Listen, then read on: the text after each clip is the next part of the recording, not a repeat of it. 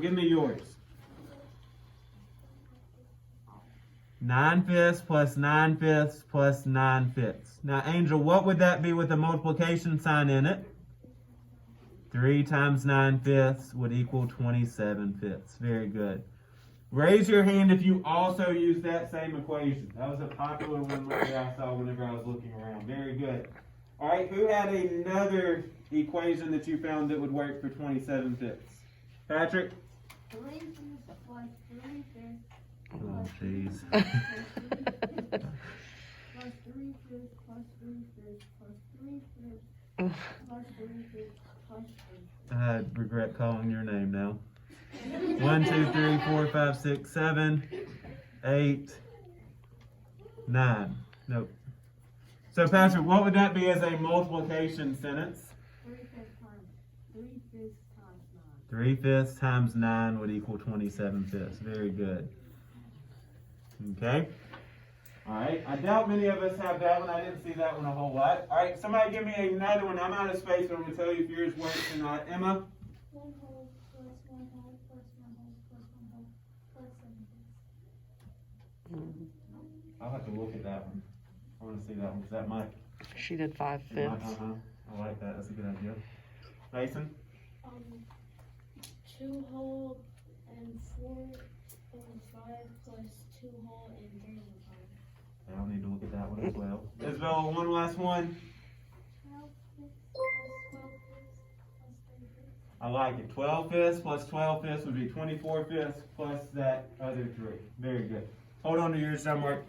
All right, flip over to the next page real quick.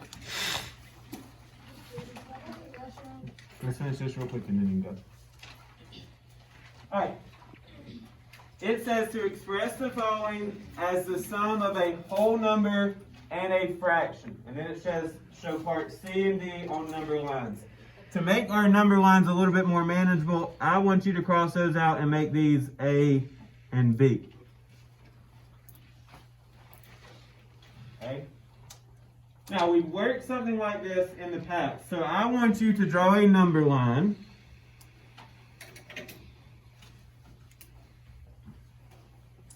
And on that number line, we're going to split it into how many pieces?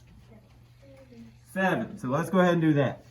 So it starts with 0 and then 1/7, 2/7, 3/7, 4/7, 5/7, 6/7, 7/7. Now, when we get to 7/7, that would be how much? A whole. So let's go ahead and mark that as 1. Now, rather than keeping going as 8/7, when we pass that whole, we're going to start again with our sevenths again. So 1/7, 2/7, 3/7, and we can stop there at 4/7, and that should be enough.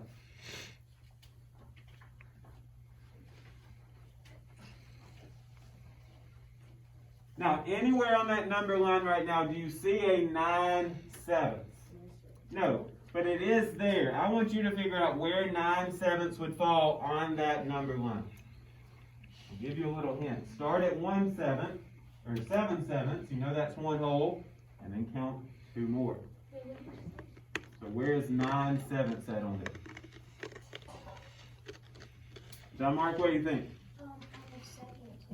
All right. So if we put that together as the sum of a whole number and a fraction, it would be what? Very good. So he is correct.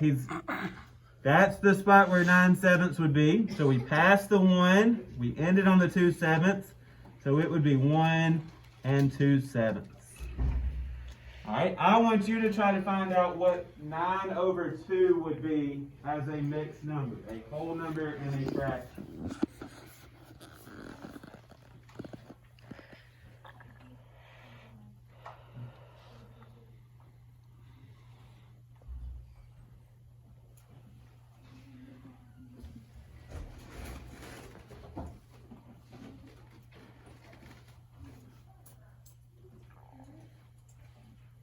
Think about what you're splitting that number line into first. This one's going to have to be kind of a long one because you're looking for 9/2. What would that be as a whole number and a fraction? We don't like 9/2 because that's improper.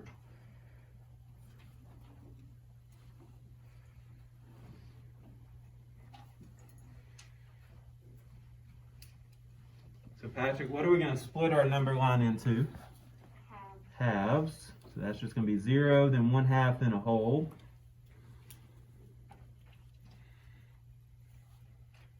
Then 1/2, and then 2.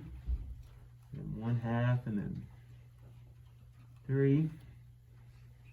1/2, and then 4. 1/2, and then 5. Now, anywhere on that number line, do you see a 9/2? No, but it is there. So let's count it out and figure out where it is. So this would be 1/2. This would be 2/2. This would be 3/2, 4/2, 5/2, 6/2, 7, 8, and 9. So 9/2 is the same thing as that point right there. What would we call that point as a whole number and a fraction? Kamari? 4 and 1/2. Very good. Awesome.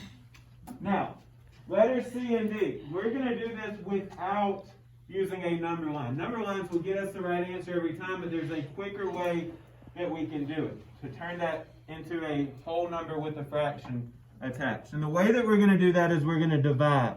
So I want you to write down divide the top by the bottom.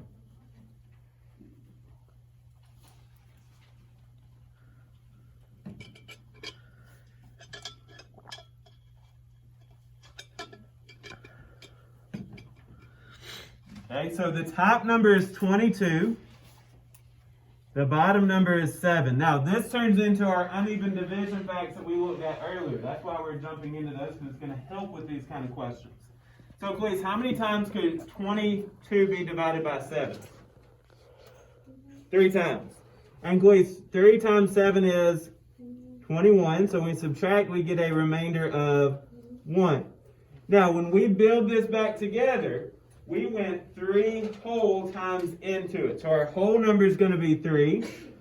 Then we jumped 1 extra time, and the denominator stays the same. So 3 and 1, 7. So your remainder becomes your numerator. The denominator stays the same as it was before. Okay? So let's do the same thing with the second one.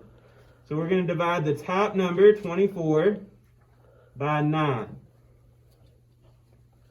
So someone raise your hand and tell me, how many times could 24 be divided by 9? Amarian? Twice. And Amarian, 9 times 2 is 18. So when we subtract Amarian, we get 6. So 2 remainder 6. So if I put that together as a whole number and a fraction, what would it become? Demetrius?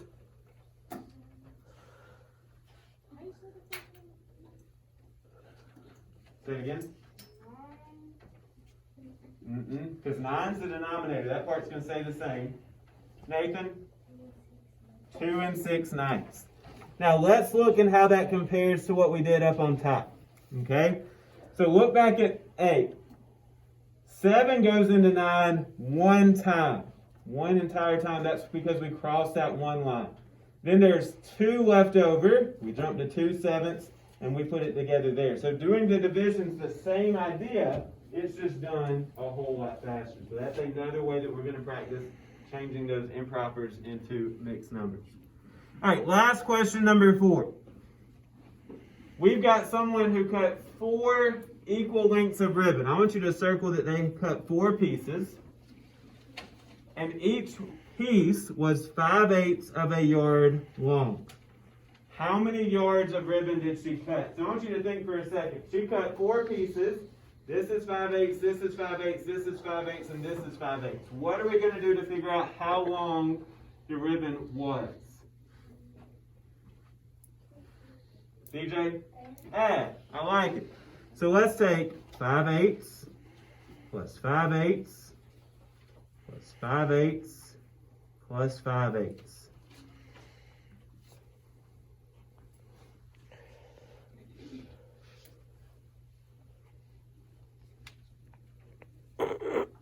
Alright, so it says that we have to express our answer as a whole number and a fraction. And this one says that we have to draw a number line. Okay? Now, the shortcut way would just be, say, 5, 10, 15, 20 over 8, and then change it. We're going to have to draw it out. So I want you to draw a number line.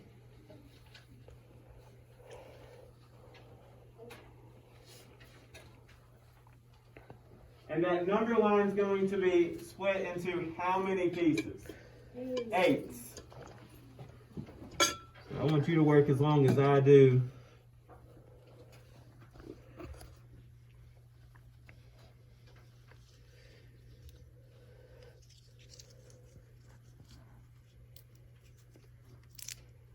Now I want you to stop at 8/8 for just a second. 8/8 would be the same thing as what? A whole. So let's mark that as a whole. Now we're going to start on that number line where at?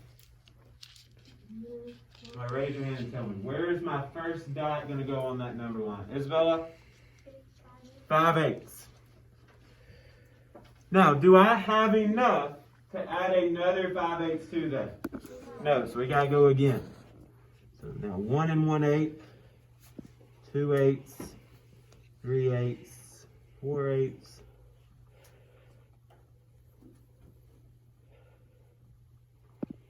Now, once we get to that 8/8, it becomes what number, KJ? 2. It's another whole, so now we're at 2. Now, do we have enough to jump a 5/8? Yes, so let's start at that 5/8. We'll jump 1, 2, 3, 4, 5, and it puts us right there at 1 2/8. So we've used that one, we've used that one.